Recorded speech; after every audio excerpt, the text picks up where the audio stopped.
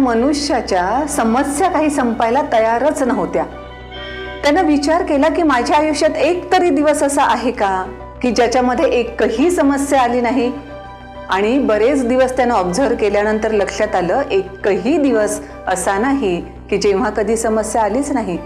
कधीतरी पोरांनी त्रास दिला, कधीतरी बायकोशी भांडण झालं, कधी नळाला पाणीच आलं नाही, तर कधी ऑफिसमध्ये बॉस बोलले. एकही दिवस समस्येशिवाय जातच नाही.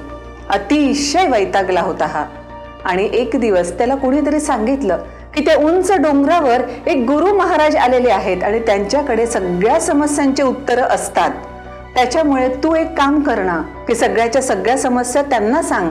आणि हो, फक्त त्यांचं म्हणणं असं असतं की तुमच्या सगळ्या समस्या एका कागदावर लिहून आणा, मग आपल्याला त्या समस्या सॉल्व्ह करता येतील.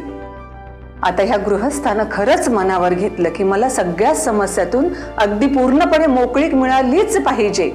म्हणून रात्रभर बसून त्यानं सगळ्या समस्या लिहून काढल्या.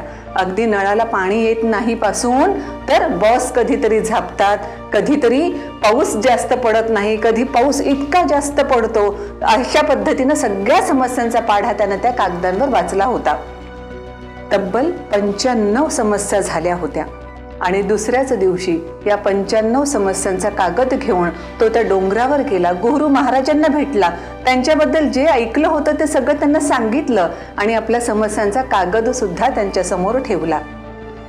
महाराजांनी तो सगळा कागद वाचला, पूर्ण समस्या वाचल्या आणि सांगितलं, या तुझ्या 95 समस्यांचं एकही मी उत्तर देऊ शकत नाही, त्यातली एकही समस्या मी सोडवू शकत नाही, पण हा तुझ्या 96व्या समस्येचं उत्तर मात्र मी व्यवस्थित देऊ शकतो. 95च तर समस्या आहे, 96वी कुठली आहे? म्हणून त्यांनी पुन्हा तो त्या गृहस्थाने कागद हातात घेतला, पुन्हा वाचलं, 95च आहेत, 96वी समस्याच नाहीये मला. हो, पण तीच खरी समस्या आहे हे कदाचित तुझ्या लक्षात आलं नसेल, म्हणून त्या समस्येचं उत्तर मी तुला देऊ शकतो. गृहस्थ जरा बुचकळ्यात पडला आणि शेवटी म्हणाला, ठीक आहे, ती समस्या तर मला 96वी दिसत नाही, पण जी तुम्हाला वाटते आहे त्या समस्येचं उत्तर अगोदर द्या, या 95वर आपण नंतर डिस्कस करू.